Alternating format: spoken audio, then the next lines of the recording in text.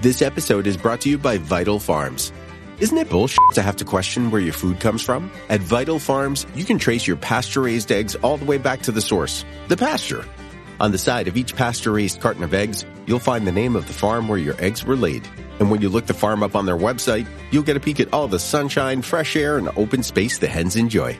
Learn more and find out where to buy them at vitalfarms.com. Vital Farms, keeping it bullshit-free. Welcome to the Human Capital Innovations Podcast, your go-to source for personal, professional, and organizational growth and development. We hope you tune in often for all things people management, organizational development and change, organizational leadership, and social impact related. Maximize your personal and organizational potential with Human Capital Innovations Podcast.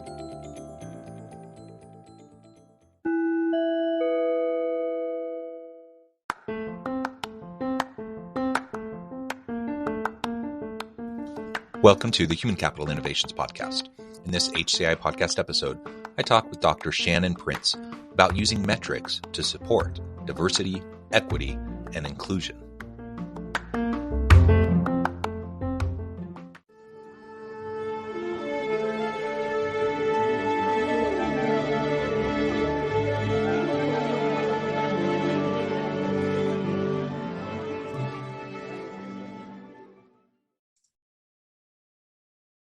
Dr. Shannon Prince, welcome to the Human Capital Innovations Podcast.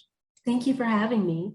Yeah, it's a pleasure to be with you today. You're joining us from New York. I'm here south of Salt Lake City in Orem, Utah. And today we have an opportunity to discuss diversity, equity, and inclusion. So we'll be exploring that from a lot of different angles. But I do want to hone in and focus on using metrics to support our DE&I efforts within organizations. As we get started, I wanted to share Shannon's bio with everybody. Dr. Shannon Prince is an attorney and legal commentator. She earned her doctorate in African American Studies and her master's degree in English from Harvard University's Graduate School of Arts and Sciences, her law degree from Yale Law School, and her bachelor's degree from Dartmouth College. She drafted best practice language on policing policies for the National Initiative for Building Community Trust and Justice, represented plaintiffs in CCGEF versus REL, a high-profile landmark education adequacy lawsuit, and is currently representing the Cherokee Nation in their lawsuit against pharmaceutical distributors and pharmacies for their role in the opioid crisis that the tribe is suffering. She is a member of her firm's Diversity Council and is a legal counsel on Legal Diversity Pathfinder. Her writing has been published in The Hill, Transition Magazine, Science, and Jezebel, among many other venues, and she has a book on anti-racism forthcoming from Routledge called Tactics for Racial Justice. What a tremendous background that you have.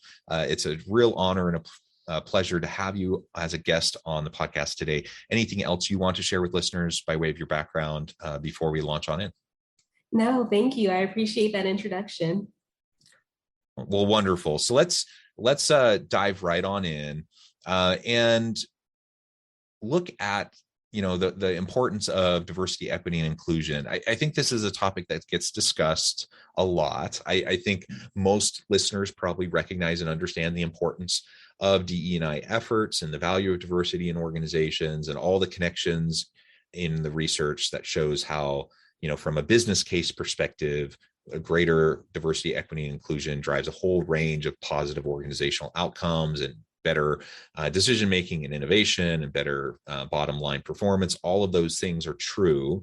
Of course, there's also the human case that, people are people and we need to treat them with dignity and respect. And we need to make sure that everyone feels like there's a place for them in our organization, that they truly belong. So all of that, we're going to start kind of with this understanding and assumption that all of that is already understood, even though that's a really wonderful and fun conversation to have in and of itself.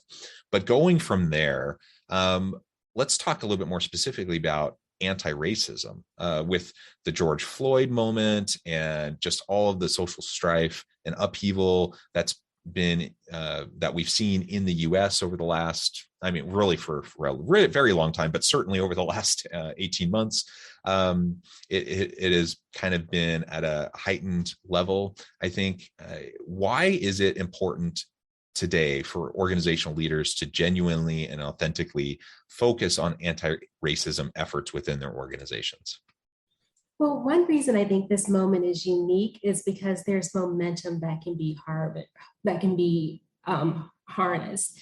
For example, if we look at the civil rights movement, one of the reasons it took off was because all of a sudden there was a television in most people's homes and they could see the atrocities that were going on. They could see dogs being set on civil rights protesters. If we go back about a century earlier, one of the reasons that the abolitionist movement took off was the rise of photography and newspapers and railroads to get newspapers to people across the country. So people could see pictures of someone like Frederick Douglass, who was a former slave. They could put faces and names to these abstract stories that they had been hearing about this oppression. And now we're in a similar media moment where, because we all carry cameras in our pockets in the form of our phones, something like the horrible film of George Floyd being murdered can be televised. The world watched that. The world was shocked. We're having this new civil rights moment, and leaders need to take advantage of that to make real change while the iron is hot. Yeah, and I think part of it is the momentum, right? Like you said, and leveraging the moment to make meaningful, sustained change. I also think about just the role of leaders in organizations in creating a space for their people to process all of this that's happening. So, I'm a middle-aged, straight, cisgender white dude. So I have all the privileges, and, I'm not really part of any of those marginalized groups. And so I can try to empathize and I can try to understand and recognize what people are going through. But the reality is that's not my lived experience. And so I can't fully understand it. Yet I'm working with people who are like, that's their world. And so the visceral reaction that people are having in when these types of moments happen, and when you see the news or the videos or whatever, like, I need to create a space where people can safely, in a genuine and authentic way, bring that to the workplace and be able to unpack it a little bit and process it. Because if I don't, inevitably it's going to impact my people, whether I tell them to check their personal life at the door and come in and just be professional and quote unquote professional and be, come to work. That may be my mindset, and that may be what I want my people to do. That's silly, and it's not going to happen. Like, people bring, like, our work life and our personal life, it all bleeds together. It all impacts each other.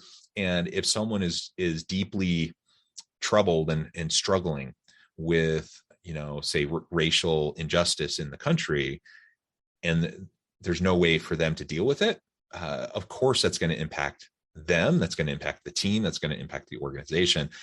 So how do we both build off the momentum of these types of moments, but also provide the support within our organizations and our teams for those who might be part of these marginalized populations that are struggling in these moments?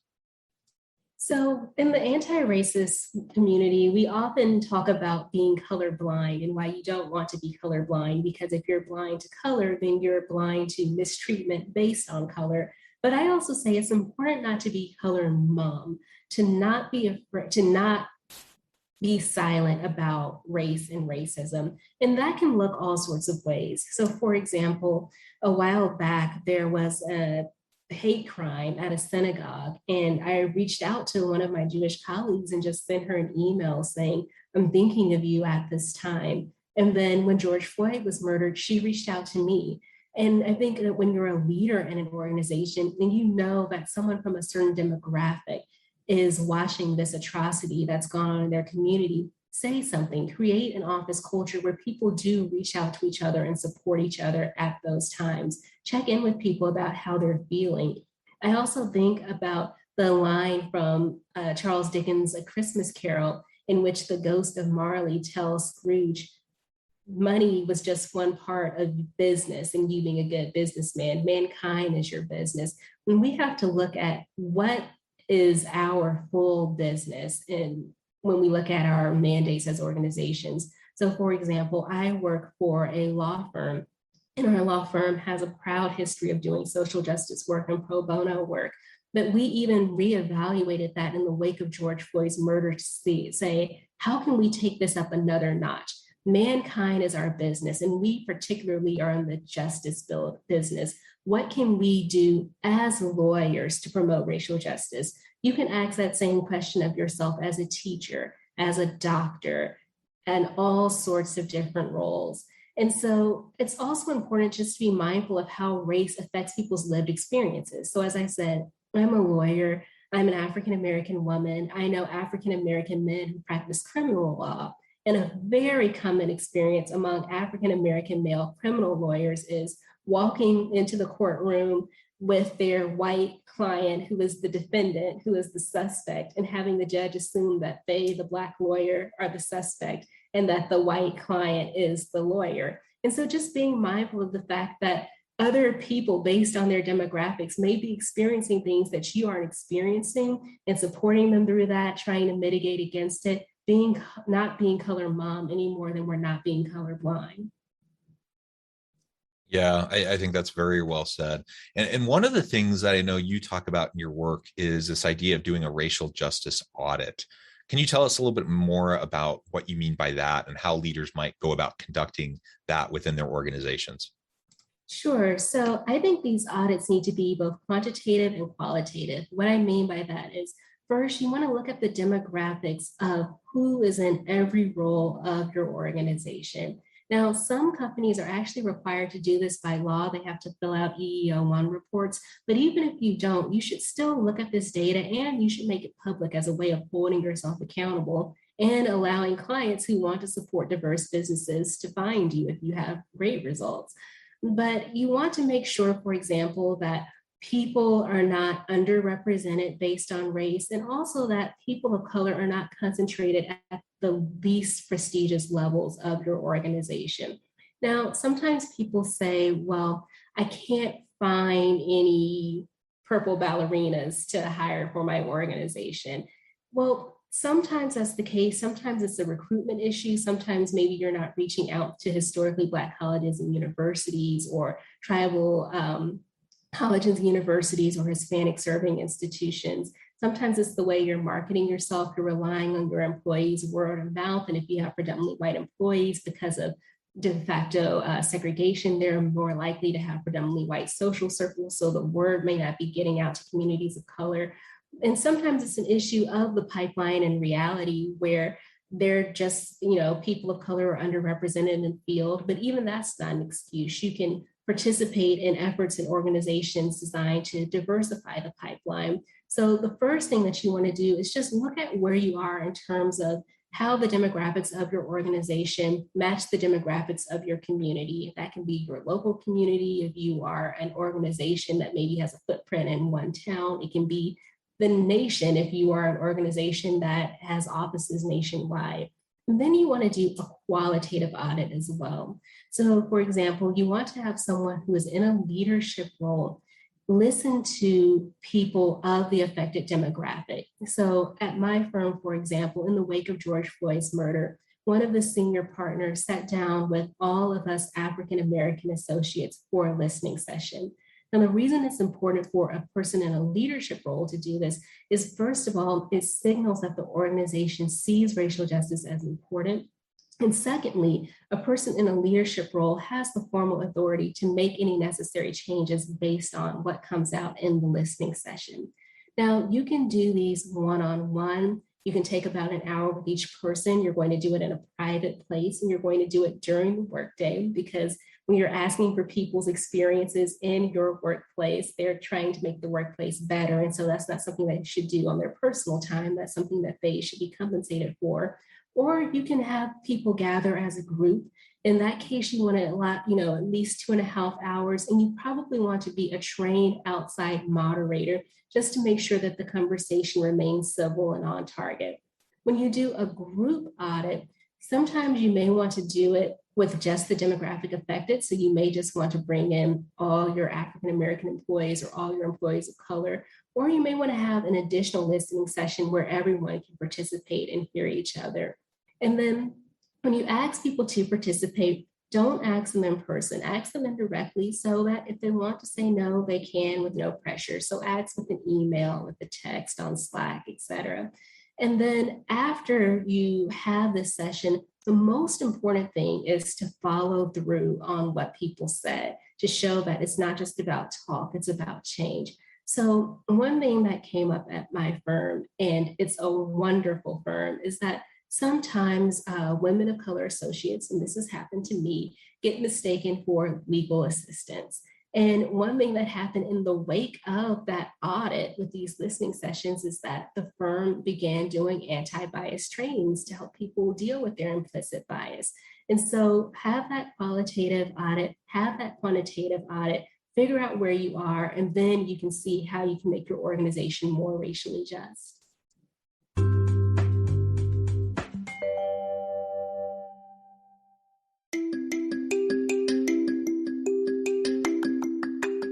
I'm excited to announce the publication of my new book from HCI Press, Bluer Than Indigo Leadership: The Journey of Becoming a Truly Remarkable Leader. Early in my adult life, I learned about an Asian proverb that translates as bluer than indigo. If you think about the color indigo, it is a brilliant, deep, and vibrant blue, what some would call the bluest of blues. To have something that is bluer than indigo is rare and truly remarkable. Contrary to popular myth, there is no one-size-fits-all or cookie-cutter approach to effective leadership. There's no silver bullet, no secret sauce, no go-to model that will solve all of our problems. The truth is, great leaders have all had their unique strengths and flaws, and have all had to discover and then pave their own distinctive path in their life's journey to fulfill their leadership potential. Bluer Than Indigo Leadership will help you discover your own path and explore those ordinary, everyday actions that will help you respond to an uncertain future and produce extraordinary results for individuals, teams, and organizations.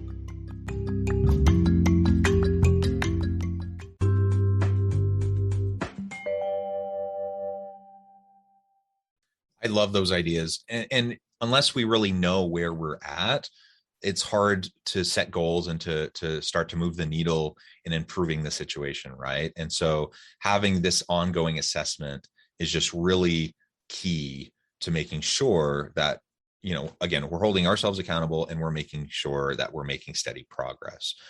Nobody expects for us to, bridge the gap and to fix everything overnight, but even though it's hard and it's complicated and it takes long, sustained effort, that doesn't give us an excuse to not do it.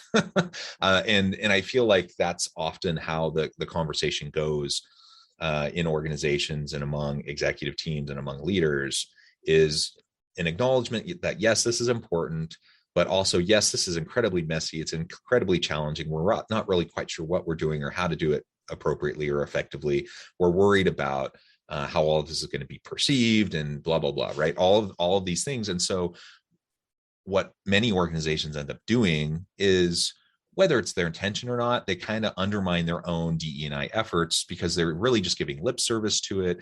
Maybe they're convening some conversations, but that's about it. And they're not doing anything else to address some of the structural and systemic mechanisms at play that are allowing these problems to persist, right? And so we have to assess it, we have to understand it, we have to put goals in place, objectives, and then we need to work towards it. And over time, we can see pretty marked difference in our organization. And I think that's what most leaders are going to say they want, but it's not enough to say it. You have to actually do it, and you have to put it forward as a priority with, in terms of what you're saying to your people in a consistent way, but also the time, the energy, the money, the resources that you put behind it. Absolutely. And hearing what you say reminds me of the fact that you have to have what are called SMART goals. So in organizational leadership, we talk about SMART goals, goals that are specific, measurable, assignable, realistic, and time-bound. And one example of a racial justice goal that was made by an organization is Estee Lauder's commitment in the wake of George Floyd's murder to making sure that there was population parity of Black employees at every level of its organization by the next 5 years. So that goal is specific, it's measurable. You can use a corporate census or quantitative audit to figure out how you're doing. It's assignable. You can assign it to your human resource managers, to your leaders, to your recruiters. It's realistic. As you said, this can take a while. They didn't say by next week we're going to have population parity. They gave themselves 5 years. And then that brings in that last piece. It's time bound. But guess what? Once Estee Lauder made that commitment, within the first 5 months, they had doubled their Black hiring. Yeah, and the tremendous marked improvement, right? Just because you're aware of where you're at, where the gaps are, and then having a smart goal in place to figure out how you're going to try to tackle it and to achieve it. Very good, very good. One more thing I thought we could explore together. You kind of referred to it already, or at least the idea of convening groups to provide support in times of particular struggle. But there's also this idea of affinity or employee resource groups. How can those, what are those exactly, and why are they important? How can they be utilized to support DE&I efforts in organizations? Sure. So affinity groups or employee resource groups, as they're also known, are wonderful resources. Basically, you extend an invitation to members of your community who have a certain affinity or shared background or interest. It can be maybe African Americans or Latinos or women or people with disabilities, veterans, and you bring them together to interact with each other and empower each other. And so you may do things like group mentoring within your affinity group where, say you're a law firm, and this is one thing that my firm does in our Asian and Pacific American affinity group. We have partners who do group mentoring. So they each take on a few of the Asian and Pacific American associates, and they break them down. So it's about 3 to 4 people per mentor, meet regularly over Zoom, and just give advice about how to succeed in a law firm. And that advice is culturally coded because it touches on things such as how to use your background as a resource, how if maybe you speak an Asian language, you can be pursuing clients abroad, but also how to mitigate against stereotypes that may affect Asian people. And I'm familiar with this group because my father is a Black man of Chinese descent, so I'm also a member of this affinity group. But for example, Asians often hit the bamboo ceiling where they're considered good at completing tasks, but not having the authority or the confidence to be leaders. And so if you have an affinity group that's based around the needs of a certain community, you can teach people how to mitigate that. You can say, there's the stereotype of Asians as quiet worker bees. So you have to mitigate that by being assertive, or you may tell women that there's a stereotype of women as just prioritizing family over the office. And so it's important to assert your commitment to leaning in, whatever it may be. And then also, those groups promote things like resources that are available for the community. Maybe there's a fellowship available for early career people who in the medical field who are retraining from being Army veterans. Maybe there is a conference for Latino pediatricians. Maybe there's some career development program for deaf teachers. They make sure that people understand what resources are there for them. And then also they produce resources. So they may produce a Black history program for the whole organization, or they may be involved in recruiting more people of their demographic to the organization. Basically, they just become a hotspot for tools and techniques to bring people in, to help them stay, to help them rise, to help them thrive. Yeah, I really, really love that. Great ideas, some really specific, relatively simple things that we can start to do as we're trying to improve the DE&I efforts within our organization and the context that marginalized populations might find themselves in as they're trying to work in different organizations. And I really appreciate your legal background that you're bringing to this, as well as just the broader social justice background.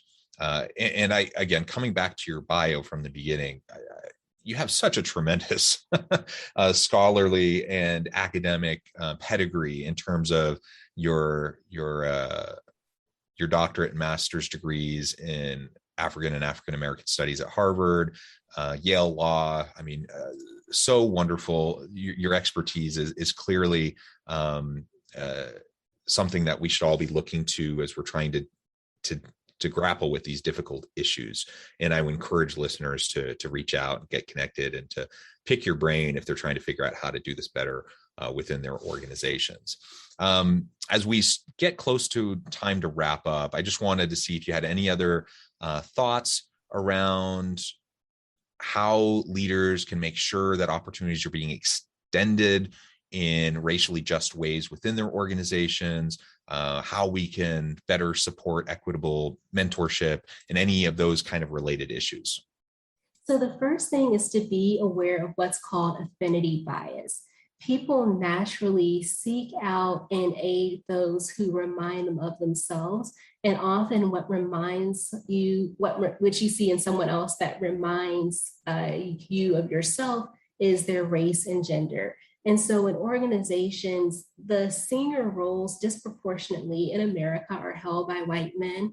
And often those white men, when they are looking for talented people to mentor or sponsor, they may think that they're doing so in a non-discriminatory way, but they often disproportionately nurture younger white men. And so just be aware that that may be a factor. Track who you mentor. Metrics are so important. And so when you are looking for a mentor, you're looking for someone to extend a new opportunities to, look at all the junior people, analyze their performance, and think, oh, I would have mentored John because he went to the same fraternity as me and he golfs and I golf and I see a lot of myself in him. But Tanya over here is also really talented. I want to make sure I'm not overlooking her. Make a list of the people you've mentored in the past. Have they disproportionately been from one race or one gender? Be cognizant of that and then diversify it some. And then also organizations shouldn't leave mentorship to chance. So don't just let people kind of find mentors and let mentorship happen. It's wonderful if it does, but don't rely on that. Assign people mentors when they come into the organization. That's not going to result in an artificial relationship. Assign people based on things such as what they have in common. So at my firm, I have a master's degree in English. I was assigned to a published poet who has a doctorate in English. I'm a young woman of color. He is a middle-aged white man, and we got along swimmingly. Or assign people based on what they have to offer and what they need. So one partner or senior person might say, I'm the first person in my family to have this job. I had no clue about what everyone else seemed to know when I first took it on. I know how to nurture someone who's a first generation person. So then when that young first generation person comes to your office, you would pair that person with that partner. And then when it comes to sponsorship, some organizations are beginning to use dashboards where instead of just thinking about who do I feel is ready for this big, ambitious, glamorous opportunity, you can look on a dashboard and see these are the people who are qualified. These are the people who have done X, Y, and Z in the past. They're capable of it. And someone who may not have even been on your radar might be worthy of that opportunity. So technology can help us too. But the main thing is you just want to be using metrics and tracking what you're doing and not just leaving it up to good intentions. Yeah, very well said, Shannon. It has just been a real pleasure talking with you today. We've just scratched the surface. We could go on and on and on, and I would love to have you back anytime to continue the conversation. Before we wrap up today, I just wanted to give you a chance to share with listeners how they can get connected with you, find out more about your work, and then give us a final word on the topic for today. Thank you so much. I'd be honored to come back anytime. I'm on LinkedIn as Shannon Prince. I am the odd millennial who otherwise does not have a social media presence, but I do have a firm page, my law firm page at Boies Schiller Flexner. And then my book can be found at its page on the Routledge website. Routledge is Routledge. And the book is called Tactics for Racial Justice, Building an Anti-Racist Organization and Community. And for listeners, if you want to buy it at a discount, just use the code FLY, all caps, 21, all one word. And my final thought I'll leave you with is it's important to, as I say, think of yourself as an ancestor, to recognize that just as the world that people lived in the 1960s was a product of what abolitionists did in the 1860s, and that the world I live in this moment is a product of what civil rights activists did in the 1960s. The world the next generation will live in is a product of what we do now. So as a leader, don't just ask yourself, was today productive? Always ask yourself, was tomorrow impacted? I love that so much. Thank you, Shannon. It has been a real pleasure. I encourage listeners to reach out, get connected, find out more about what she can do for you, what her firm can do for you. And as always, I hope everyone can stay healthy and safe, that you can find meaning and purpose at work each and every day. And I hope you all have a great week.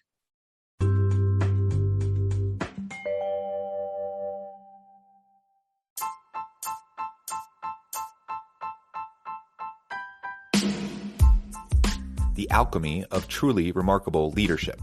Ordinary, everyday actions that produce extraordinary results.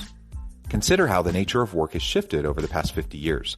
With increased globalization, rapid technological advancement, and the shift in economic composition, the average job of today looks very different than the average job of 50 years ago. What will the jobs and organizations of tomorrow look like? Moreover, what does this all mean for organizational leaders? What are the core competencies and capabilities of organizations and their leadership that are prepared for continued disruption and geopolitical and socioeconomic shifts? Regardless of what the future holds, increasingly, leaders need to be socially minded, data-driven, decisive, champions of talent, and disruptors of the traditional notions of leadership, teams, organizations, and work. The alchemy of truly remarkable leadership will help you to explore your own leadership competencies and capabilities and consider ways to apply and implement them into your workplace and personal life.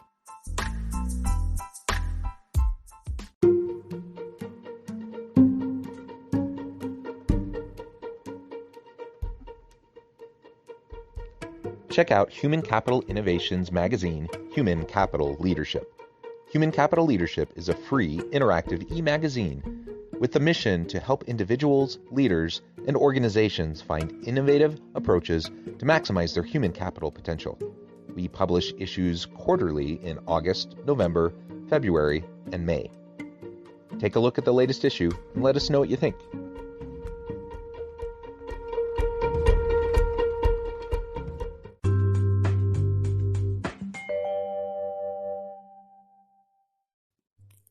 Thanks again for joining us for this episode of the Human Capital Innovations Podcast.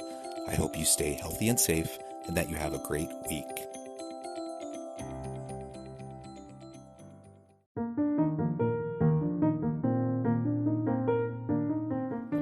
Check out our new weekly LinkedIn newsletter, Alchemizing Human Capital, exploring industry trends via original research and interviews with executives and thought leaders from across the globe.